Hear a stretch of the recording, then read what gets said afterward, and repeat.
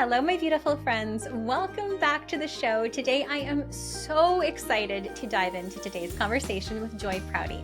Now, I have been following Joy for years, like probably close to 12, 13 years, way back on these online forums where before even Facebook forums and groups really existed. So I am so excited to actually sit down and have this chat with her.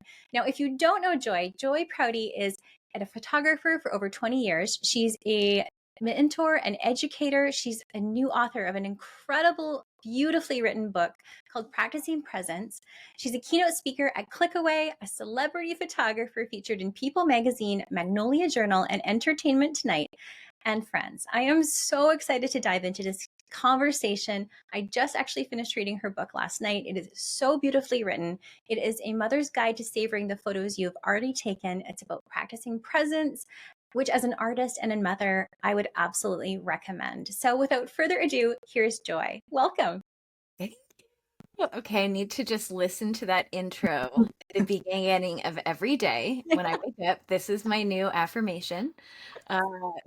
Yes, I that's love it. not Oh how my gosh. my inner thoughts are not speaking that way. So, Oh, no, you are incredible. And like thanks. you're way with words. Like honestly, I was just before we even got started, I was letting Joy know how much I loved reading her book. And there is like some tearjerker moments in there. It is just so beautifully written with so many actual steps at the end of the chapters on how to really be in presence and really embrace our photography and our lives and mothers. Because as we know, it goes so fast. But also like the days are long, but the years are so short. So that's one thing that I'm really, really starting to figure out. So I want to talk about your book. We're going to start there.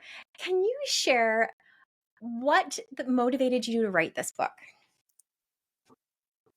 Well, I mean, I was working really, really hard doing a lot of photography work. I was traveling across the country. I was gone for a lot of time away from my family in the years leading up to 2019. And I don't think I would have slowed down enough to be able to write a book if I got diagnosed with type 1 Yes. diabetes, and then COVID hit and I had two babies, and it Yeah. was just, I felt like at times I would say, and probably for a lot of people maybe that have been around as long as you and me in this community, you're like, is my time past me? Um, am I too late? Does this thing even resonate with me anymore? Does it even matter to people? And lots of like self-assessment happening. And I have always loved writing. And I felt like, well, maybe everything none of it is wasted. And in fact, it's meant to be helpful in a different way. Hmm. And so I started writing, and I had been collecting the stories of my photography career and doing video for a long time because I was able to be with people in the midst of like transition of dying Yeah. and births and just lots of these very symbolic important life experiences that I held this perspective, or all of us as photographers, videographers, documentarians, we all hold this perspective that we're watching some kind of miraculous thing happen before us. And our stories aren't always told because they Mhm. aren't our stories to tell, but we're walking around with these like magical moments stuffed inside of us. And those are the things that make us not give up when we get really burned out. But I had all these stories, and so I decided the book would be an excellent way for people to benefit for all of the things that were like anything about me that was just about my personal growth. Like it's in there, but a lot of it got taken out so that what remains is very helpful for Yes. whoever is reading it. Yeah, So, absolutely. It really was. It was for me, I've got a 14-year-old. I've got an only child, a 14-year-old. And so it's been this really interesting relationship with my photography and my photography business. And because I only have one, um, regret, a lot of regret and a lot of almost shaming. And so what I really found was in your book, just sort of the permission just to kind of be like, you know what? It's okay. It's okay. You did the best you could. What you were trying to build your business, you were trying to build your empire at the time. You didn't know you were only going to have one child. You tried to have more. That's okay. Um, so I feel like I think this book is such a good read, especially for new mamas, just to like just stop. And I know like those days are so hard, but just to stop and like those little things that we forget, like that hand on the cheek, or that like you don't know that with a 14-year-old, you don't know that the last time you pick them up is going to be the last time. Like it's heartbreaking. It's heartbreaking. And Yeah. so I love the perspective of this book about slowing down, and the camera you have is the best camera to be using. So it's like not shaming people for pulling out their cell phones. It's not trying to talk everybody into buying a DSLR. It's like, just shoot, mama, shoot. Yeah. Yeah, I mean, thank you, Lisa, for sharing about that. Like, that's really tender and vulnerable to talk about our choices and our regrets and how we're living, and we're all just doing the best we can. And I have a just turned 15-year-old boy also, so I totally resonate with so many of the things that you're It's just, saying. Yeah, it's a lot. Um, but I think, part of the things that have really helped me that we can still share with our kids no matter how old they are, because I can easily fall into that scarcity mindset of like, oh, it's too late with him, right. or I can't connect in that same way that I once did, or it's like we have to recalibrate into this new normal. Yeah. And I think that we have more distractions than ever. Yes. And so we have to recalibrate into this new normal of this current time also, which is way different than when we first started raising our kids for you 14 years ago. Yeah. Um, and so to be present is hard because we oftentimes, like, especially as documentarians, like, we thought, like, we knew that we were capturing something amazing, like in the present moment. That's why we started taking pictures, because we're like, this thing is worth living for. It gives meaning to all the rest of this stuff. And so for me to find out, like, the research behind the way our brains work, and that the reason why it seems like the time is going by so fast is because our brains literally are not recording the memories. So Mm. the research, like when I'm like, how come I don't remember my son growing up? Like, he's 14. Where did I miss Right. it? Right? What happened? I know, but it's that research about the neuroscience that if we are not present in our experiences of joy or beauty, positivity, if we're not living them, experiencing them, focusing on them for 20 seconds each, they don't even become a memory inside of our brain. But something that's negative, it imprints in 1 second. Yeah. So that 100%. was so shocking for me. And like justifying, validating to moms that, like, oh, this is why you can't remember anything, because we have so many requirements at every moment, at all times, that we are never focusing on something for 20 seconds. No. But that our pictures, we can often return to that moment when we look at it, because we often are staring at our subject for 20 seconds. So it's a magical portal that takes us back. Yeah, it really does. And that's one thing, like it was funny because I was putting together a birthday video for my son. And I got mad at my husband. And I was like, why isn't there not more video from when he was born and when he was little? He's like, babe, he's like, our phones didn't have that yet. Yeah. I was like, what? Of course, of course. Right. It's so crazy because we think we're capturing it. Like, if we're like, oh, let me get that before it Yeah. leaves. But it's not even like, it's not going into our muscle memory. It's not imprinting upon our Mm, brain. We're not having an emotional experience because we're not sitting in it long enough. So it's actually just tons of wasted moments that we are not connected to. yeah, 100%. And even just pulling out your phone and camera, it's always been sort of a very difficult relationship with my family because work was work. And so when my camera came out, it's like mom's going to work, we'll have to go to work. And like it's the photographer's child syndrome that we hear about. So I've always had sort of a reluctant little model where, we've gone through bribing. It got to a point where he was like, I don't want you to take my picture anymore. Yeah. And I'm like, I got to respect that. So what advice do you have for like maybe other listeners out there that are sort of struggling? They want to capture their family so desperately, but they have very reluctant subjects. Yeah, I mean, I think think about what's gonna work for you, Yeah. because instead of thinking like, ooh, what's this like magic trick for teens, which Yeah. like there is none. Fortnite um, V-Bucks. I don't know. yeah, I mean, I think it's more like, well, one tip for that is finding, like, exposing your children to so many different kinds of art and Mm, helping them start to have an appreciation for photography as an art form rather yeah. than photography as a method of torture. Yes. Um, you have to change. Yeah. You get to change the family culture Yeah. around the purpose of photographs by modeling what it can be for you. So that's why I wrote this book specifically to moms, because you are the visionaries of your home. You are the leaders. Like, it is not Mhm. true what everybody told you about be submissive and just Nope. follow. You are the leader, so rise and begin.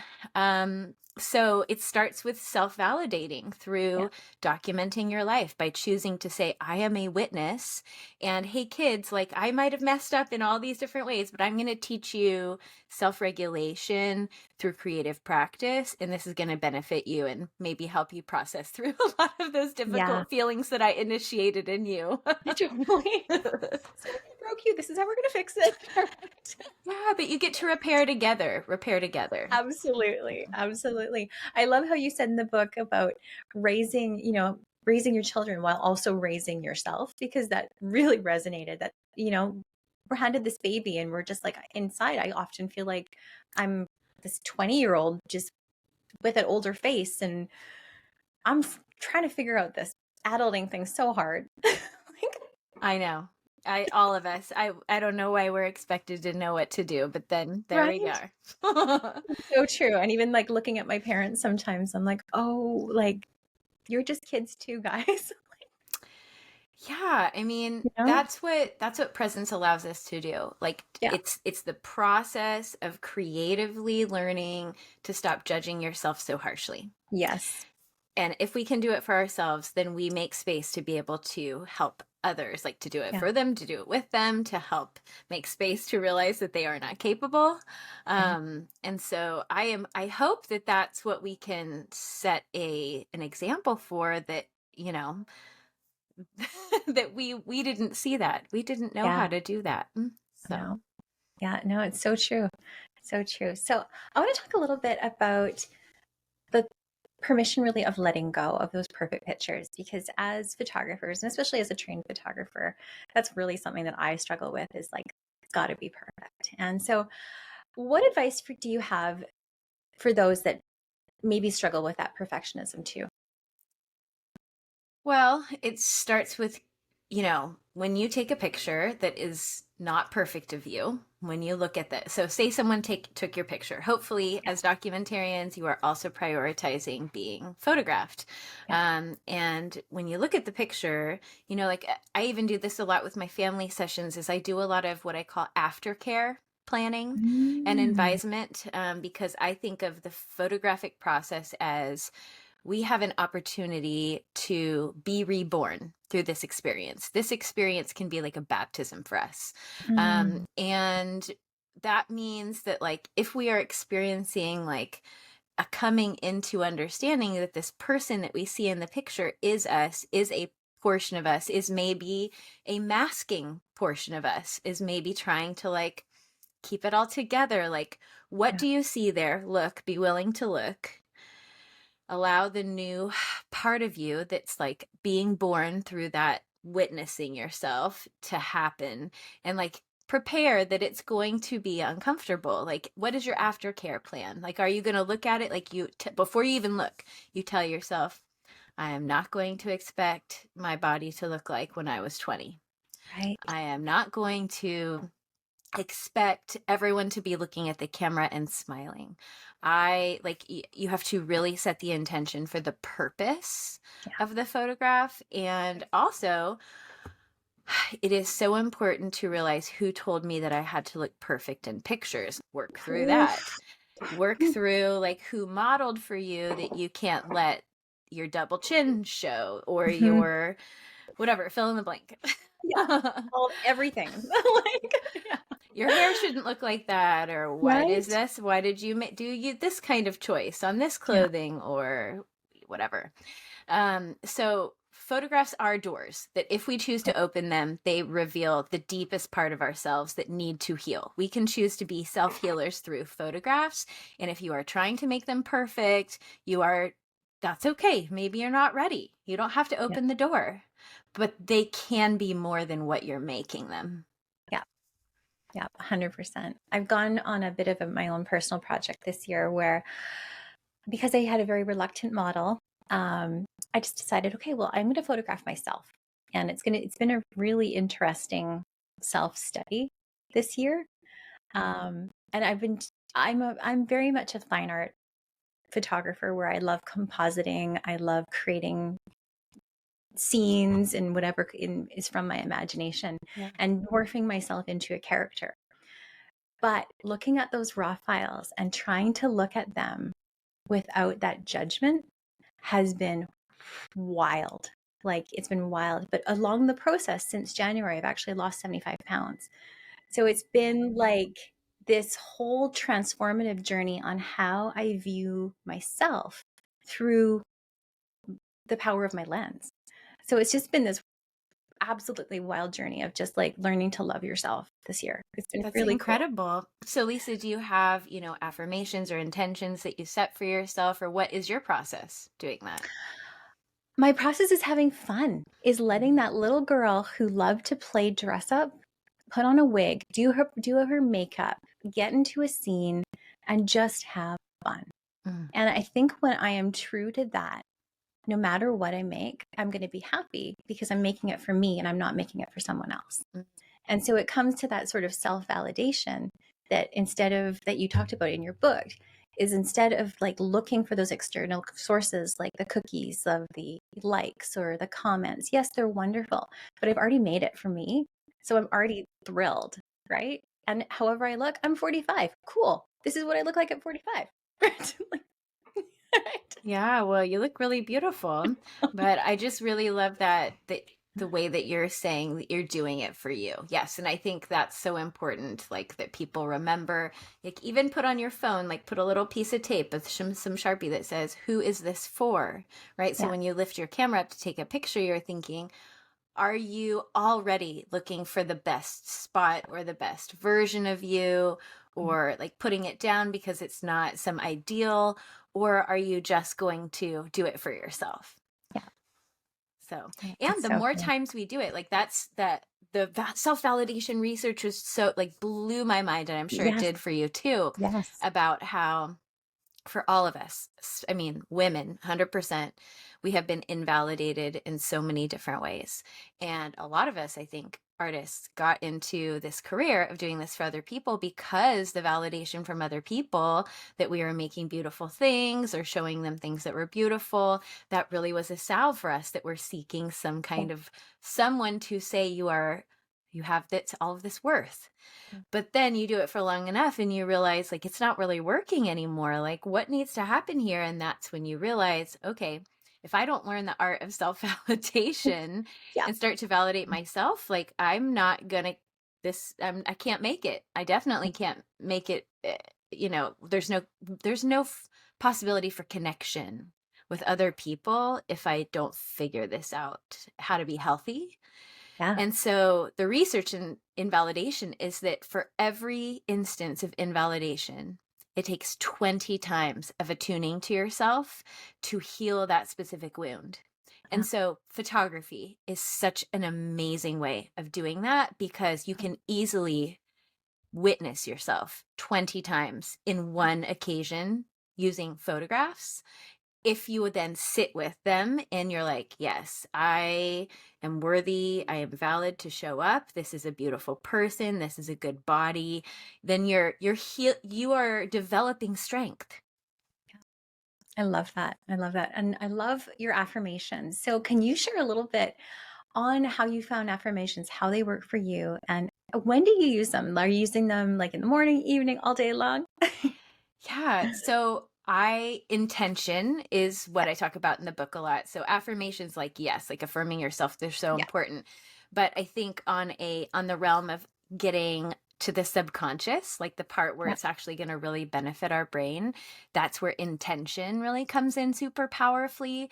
So, okay, I'm someone who really struggles with being in fight or flight mode. I think the Yeah. majority of us Yeah. do. I, um, yes, yeah, you I'm too. just like literally 10 minutes ago, I took a big chunk of like frozen meat and I just like had it on my chest. It's like, hey, we're regulating. You're a little wired right now. Like, come on, girl, we got to calm down a little bit. Frozen meat. That is so good. Mine is usually like peas, like Yep. peas or butternut squash from the freezer. So yes, awesome, great. Um, okay, so obviously, yes, you understand. So Yep. like we are all, I mean, aside from like maybe childhood trauma stuff, there's just like existing in the world right now. And if you're a mom, like they are teaching you all of the unhealed places within yourself. So fight or flight is like a place where I have existed with a very elevated adrenaline, cortisol content. Yeah. Like I definitely think that contributes to my autoimmune stuff. So many of us women with hormones, like Yeah. definitely it's toxic for us, stress. Um, so fight or flight is this thing where if we don't figure out how to talk to our brain. So there's this part of our brain called the reticular activation system, and it's where all of our sensory input is happening. So like ideally we don't want to like overflow it, right? We just want to like send in some lovely sensory things every so often and everything's going to be great. And the reticular activation system doesn't have to like do any hard work. But that's not the world we live in. So there's so much sensory information, so much sensory stuff going in the brain at all times that we have to use the power of intention to tell our brain what to prioritize. Mhm. And so, as an example, I talk about in the book. One particular morning, we were watching this documentary about lions, and my son came up to me and started talking to me, and all of a sudden, I realized he had this lion on his jammies, but he had worn those pajamas like 50 times before. I don't know, maybe not that many, but a lot of times before, and I had never realized that there was a lion. But because I was exposing myself to all of this information about lions, my brain was like, "Oh, okay, Joy Nice. is interested in lions now. We're going to be on the lookout everywhere for lions."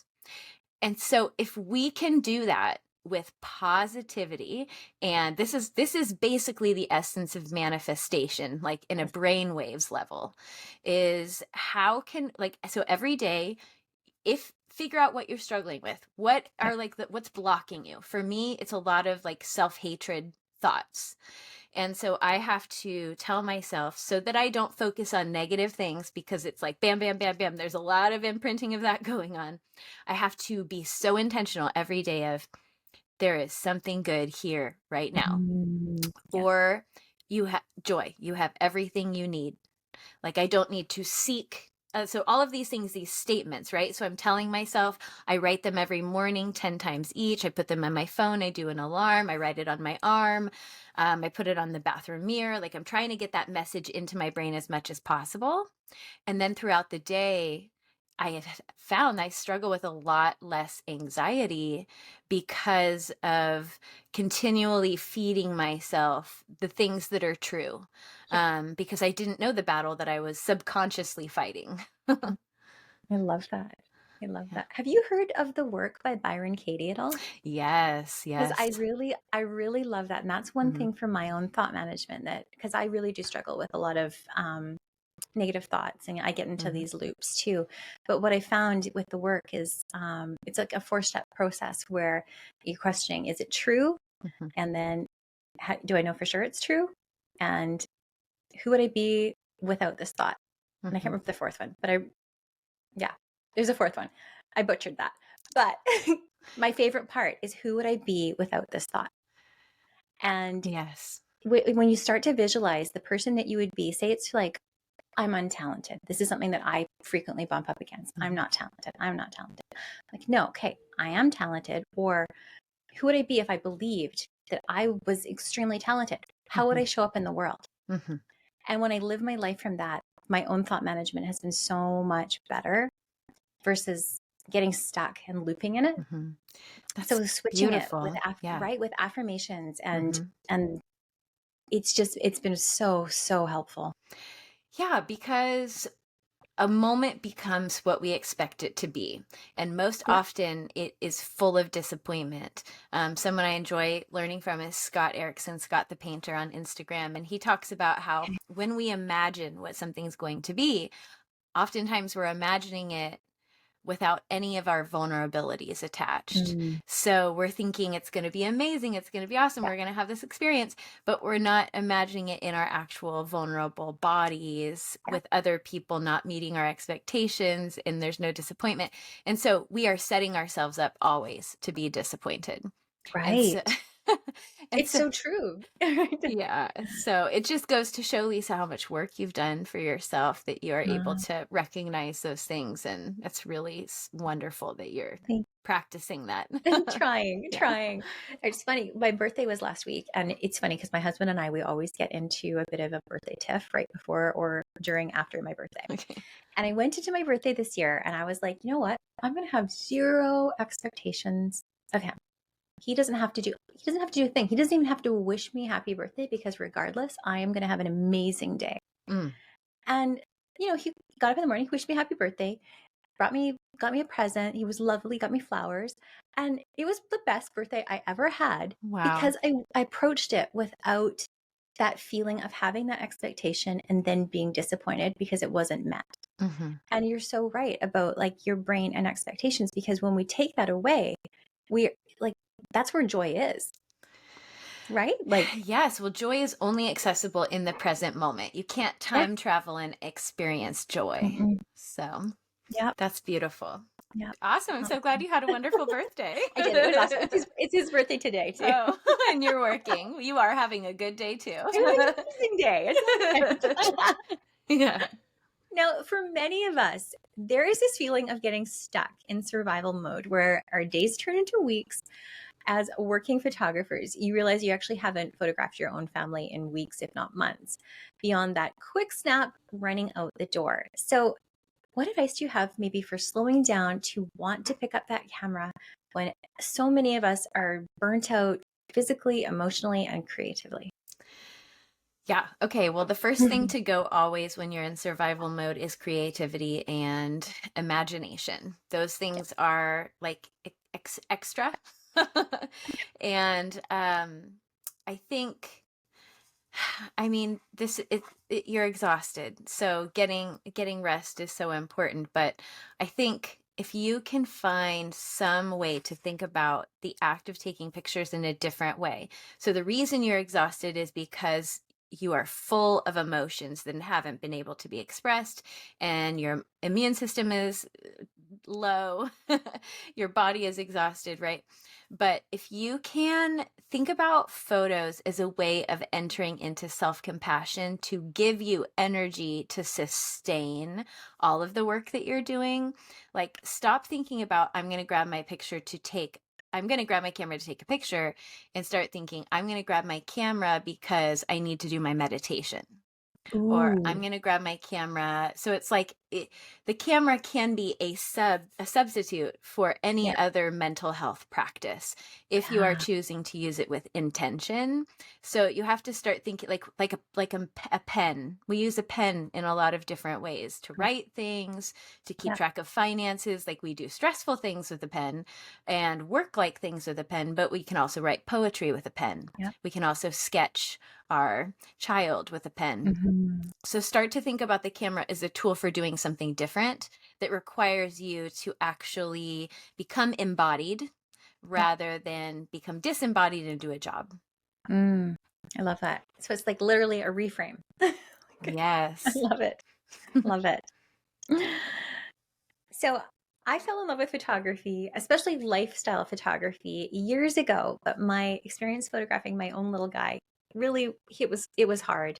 And I think the experience of having an only child was really different because he would never independent play. He was just Mm. really keenly aware of what I was doing, what attention I was paying to him. That I really struggled with like those in between moments of him just doing something. Those are the moments that I was hoping to capture of him just being himself instead of just looking at me. So, do you have any advice now that we're sort of approaching the teen years of approaching things in a different way? Maybe it's my perspective, maybe it's how I approach him. Does he care about photographs in any way? He is like, and he's like, Mom, don't put that on Facebook. Don't put this on the internet. I'm like, no, baby, like it's just, I just want to snap a photo of you just being you. Like, Yeah, I right? mean, have you put him in charge and let him take his own pictures? I haven't. It might be worth trying. Like, I mean, Yeah. Christmas is coming up, maybe thinking about getting a different kind of camera, like a Polaroid or Yeah. a camera that he could use to explore the world around him so that he starts Yeah. to see the value of taking pictures without it being like pushed onto him. Yeah. Because it's about creating a different family culture, right? So when you're Yeah. developing a different family culture, it's okay, how have we always, even having a conversation with him about it too would be really good. Maybe that's like a dinner Yeah. time conversation. Yeah. We talk about this as a family too. It's like, I always fed you guys candy to get you to smile for the picture and blah, blah, blah. You're talking about these different things. And they're like, oh yeah, but like, I was thinking, oh, I'm doing this damage. But the other day we were looking at all these pictures. We moved recently and found these chat books, that had all of my old Yeah. Instagram pictures and everything. And they were like, yeah, I remember that we had candy, but I also remember we had so much fun doing this thing. And so, like, I think it's important not only that we think about, like, ooh, how have we made our kids feel about photos, but also, first of all, give yourself grace for the way that photos used to be a thing Yeah. before you learned about the importance of self compassion and that you would remember everything that happened during the photo. But then also, like, get out old albums of Yeah. when he was younger and both of you together recognize the value of the family pictures, of the pictures that you guys had from when you were younger. Have him be, or just like put them out on the coffee table, let him discover them on his own, and like, be laughing or smiling or looking at, so then you're like, hey, what if we did like, let's recreate one of those stupid pictures. Yeah. Or like, even like, hey, I would love to know how you see me. Like 1 year, 2 years ago, I asked my kids at Christmas, the gift I wanted that from each of them was each of them to take a picture of me so that I could see who I was from their perspective. And so you just got to get a little bit more creative about the way that you're thinking about his engagement with the photographs. I love that. And you mentioned that in your book too about, I think it was maybe your son Smith, is that right? Mm-hmm, mm-hmm. And he had you and you're talking about when he looked at you, he had never seen you as like 20-year-old Joy. He just knew you from where you are now as Yeah. his mama. Yeah. And I was like, oh my gosh, you're so right. They're not looking at us as like when we were 20, 22, like it's your mom. Right? Yeah. And a much, And that's amazing. yeah, a way more whole version than the version they might have Yes. met at 20. So, Yes. yeah. Yes. It was beautiful. I love that. Thanks. Love that. So I loved this quote from your book. When we take a photo of something we find interesting, we are proclaiming that our perspective matters. So often we get in our own heads that our own perspective doesn't matter. What advice do you have about and for self compassion and also bravery to share our images and our perspectives with the world when we're feeling really scared about it? Okay, well, first you go through that question of who is this for, right? Anytime you're Mm, about to post something. Because I think that's probably the most important part to talk about that about is like, what mindset are you in before you're about to share something that was mm, vulnerably created through you, yeah, like and when you think about art in that way that you're at least planning to share with other people, you are claiming somehow that it's like it's coming from you, but it also is coming through you. Because if you don't Yeah. believe that in some way, or like truly embody that belief, you're gonna hit imposter syndrome every single time. Uh, And so like the cure to imposter syndrome is the understanding and like constantly centering yourself of realizing this is not just mine. I'm the mm, carrier of this. And so then it becomes a lot easier to talk about the yeah. work, because it's really important that you talk about the work, that like, like even me doing this book, like I worked on it, I put so much hard work into it, I put it out there, and then like it would be such a disservice to the work that came through me that is just partially mine if I don't talk about how important it is, or share about the ways it came about to, or what I want people to feel, or we wouldn't be able to connect, Yeah. like that would have been neglected if I had kept it to myself or didn't talk about Yeah. it. And so yeah, the ownership part is something to Yeah. really think about. Yeah. um but as far as like being afraid, it's you my fear of sharing is usually always based in scarcity mindset. Nobody's Mm, going to see it. Nobody's going to like it. I'm exhausted. Also, where am I in my cycle that month? yeah. Like there's so many 100%. contributors, so many. Yes. I mean, that should be a way more talked about Yes. thing, because it's Yes. real. And we're somehow expected to just be like impenetrable. Yeah. Yeah. So, yeah, is that helpful? Is that Yeah, okay? absolutely. Absolutely. Actually, you hit the nail on the head, the cycle thing, because I've been talking recently because I'm 45, I'm perimenopause, and there is so little information on, Mhm, moods. Even like, I'm like, do I have PMDD, which is like, mhm. you're feeling really crappy the second half of your cycle. I tried going on progesterone, wasn't for me. I got anxiety attacks. Like, there's so little information for Yeah. women going through this, and we're expected just to like hustle along with a smile on our face, right? Yeah. And I don't want to do that. I want to talk about it. Yeah, well, that's Right? what you're doing with your art, Yeah, and like, how can we use our art? Like, because I yeah, start to feel that way too. Like, who's going to yeah, want to hear me talk? But then yeah, I'm like, oh, wait, I got a superpower of making art. How can I yeah. make this through the imagery so that people are impacted in the way that, like, Mhm. the miracle of life can only hear it through, they can only hear it through the image. They could never just have the patience of waiting to hear me say it. So, Totally. Love that. Right. Can we talk a little bit about the comparison game? okay. Because it's that picture perfect Instagram feed where even the imperfect homes seem dreamy and yours feels like a train wreck on a good day. So we actually went through a 5-year renovation when my son was about 5 to 10 years old. And I was so embarrassed at the state of my house that there are almost zero pictures during Hmm. that time period. And I do really quite regret it. So how do you get over that? How do you get over that feeling of like everyone else's home is amazing, mine is this? Yeah.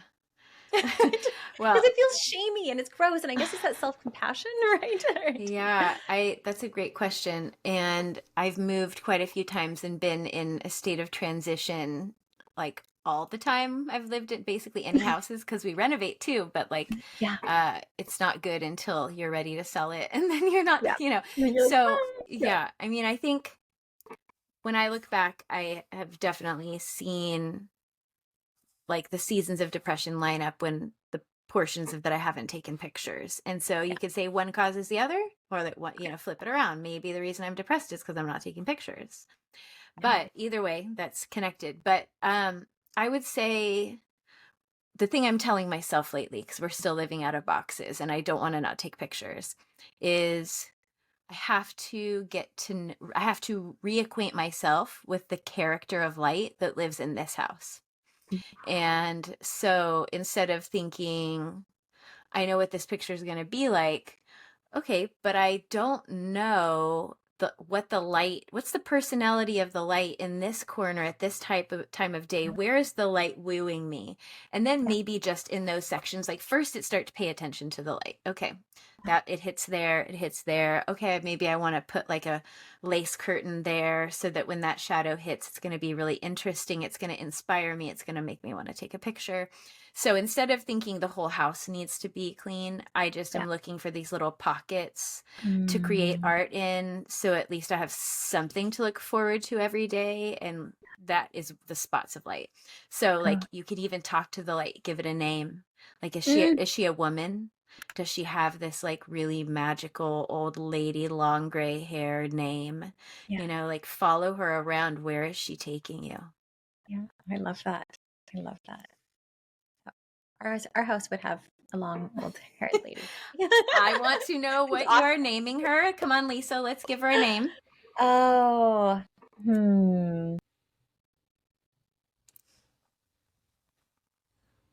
that's a good question.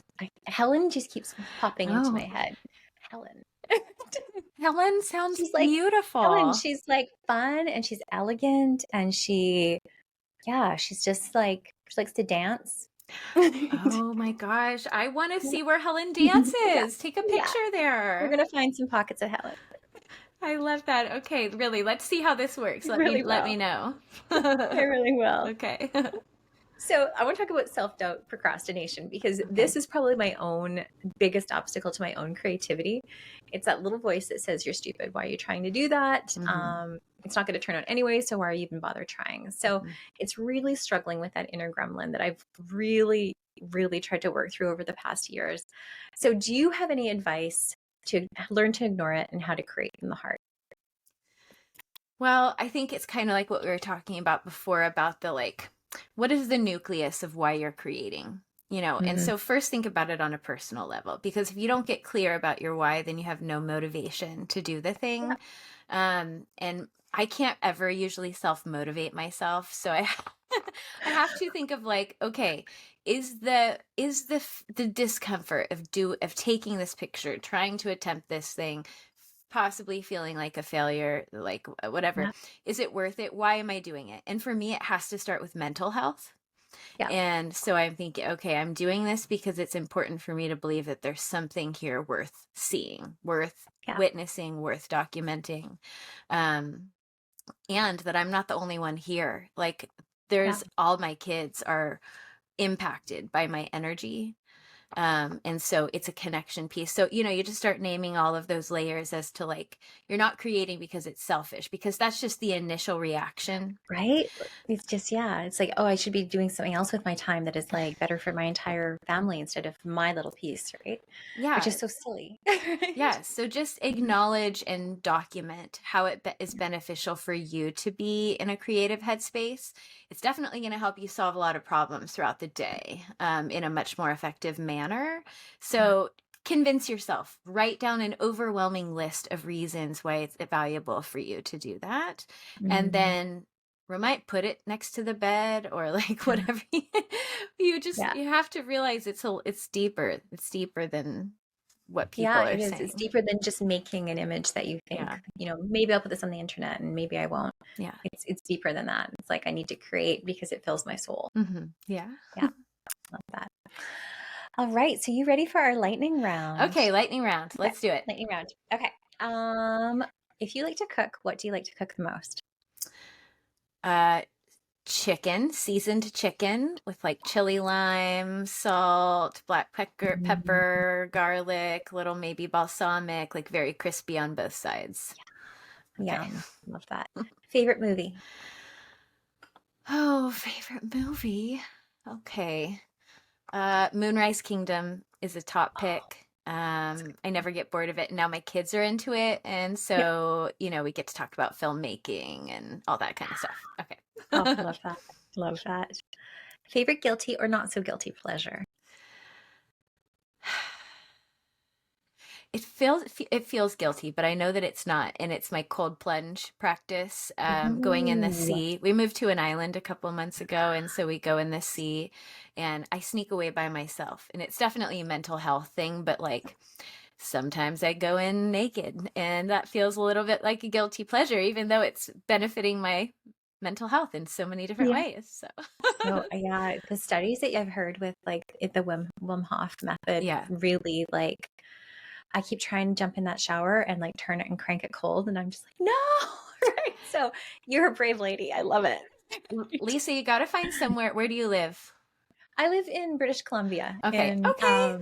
yeah, So you could it's find a cold. cold, you have to make it into more of an experience, you know, like for Yeah. those of us that are artists, like make it like into this very like sacred outdoor experience. So, I'm gonna try that. I'm gonna try yes.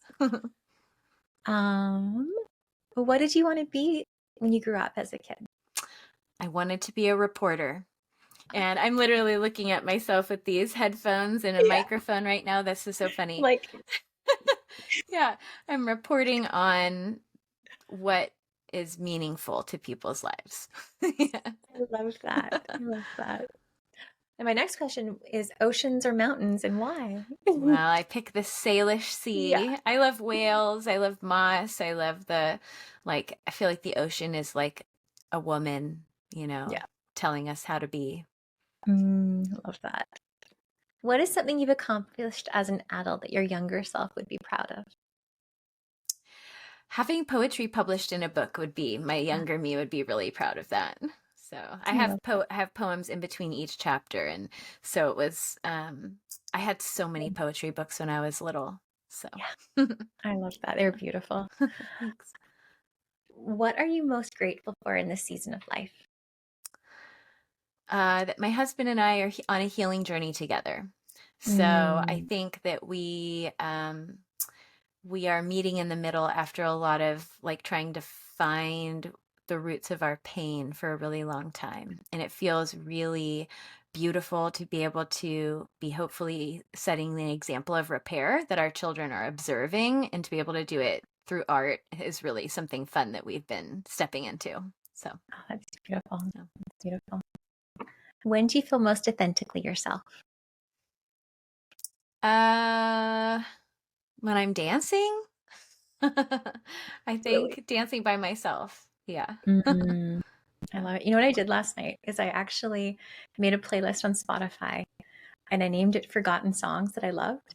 And I went Yes. through like old 90s, like 80s, 2000s of songs that like the ones, because I'm pretty sure I have ADHD and I will find a song, but I will listen to it so many times that I Yes. now know all the words to the song. Yes. But then I'll forget it and I'll come up with a new one. So the list of like 150 songs that I'd done with that, like throughout my life, and I have the best playlist now. It is Oh, so great. I played it on the way to work today. It was oh unreal. my gosh, I Yeah, love that. Ah, it's such a good idea. Awesome so thing. I want to do that too. do it, do it. Yeah. Do you have any personal projects going on right now? I'm writing my second book. So that's fun. I'm working on that, and it's requiring me to do a lot of self-portraits. So, yeah, it's self-portraits are really hard for me. I mean, I feel like I have to endure this fire if I'm going to help other people understand the value of it, but um the technical part of it is really hard for me. I don't like that. I like when I'm photographing people, I love to be able to have full control over the Yeah, focus. Like I use manual focus all the time. I mean, yeah. like primarily, and I can't do that for myself like with a No, self-portrait experience. And it feels like I'm having to get more creative with my yeah. craft in this way, and I do not like that. So Self-portraits are hard. They really yes. are. They really are. I bow to you, Um, Lisa. so actually, have you tried the Cam Ranger Mini?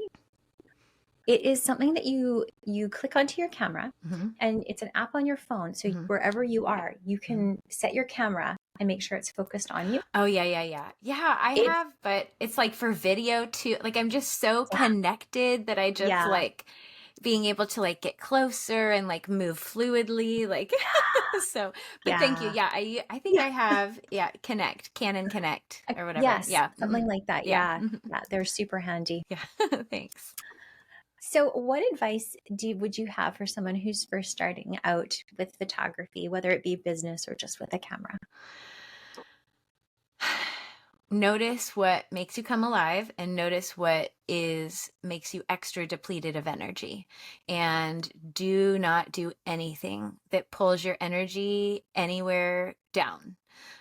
because there's a lot of trying to prove yourself and not wanting to disappoint people. And when you're working with clients, you don't want them to be unhappy.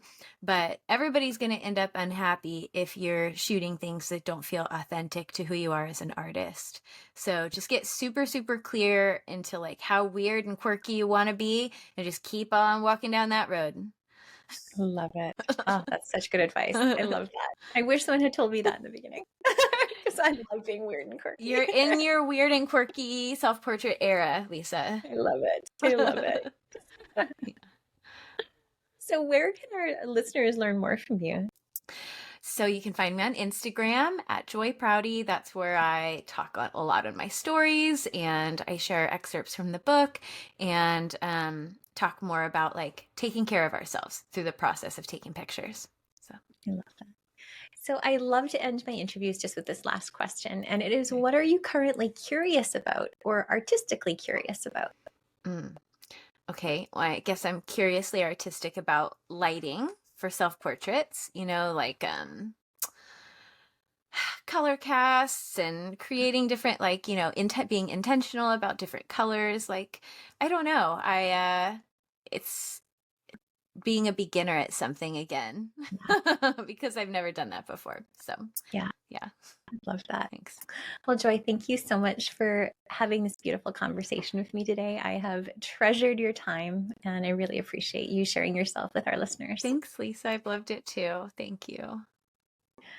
Oh, my beautiful friends, I hope you have loved this conversation just as much as I have. I'm sending you so much of my light and my love today and every single day. We will see you next time.